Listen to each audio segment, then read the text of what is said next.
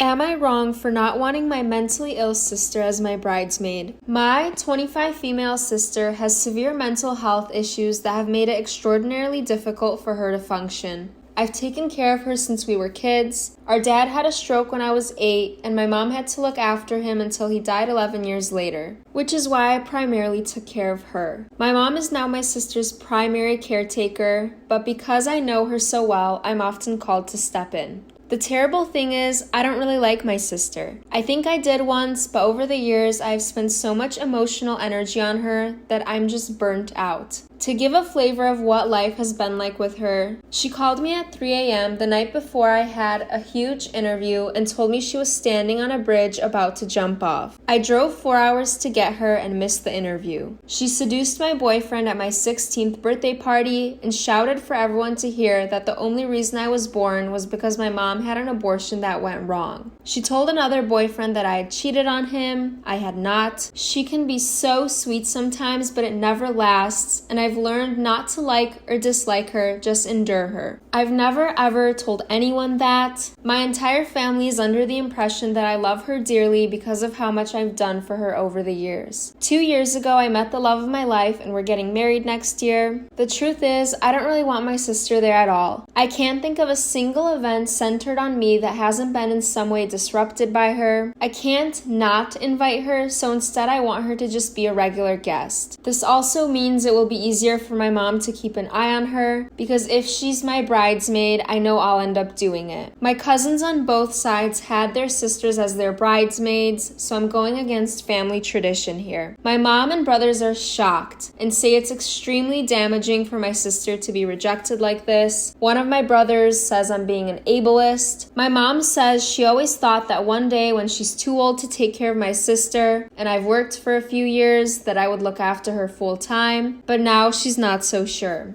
All this has made me feel bad for my sister, and I'm close to giving in, but if I do, it won't be because I want to. Am I wrong?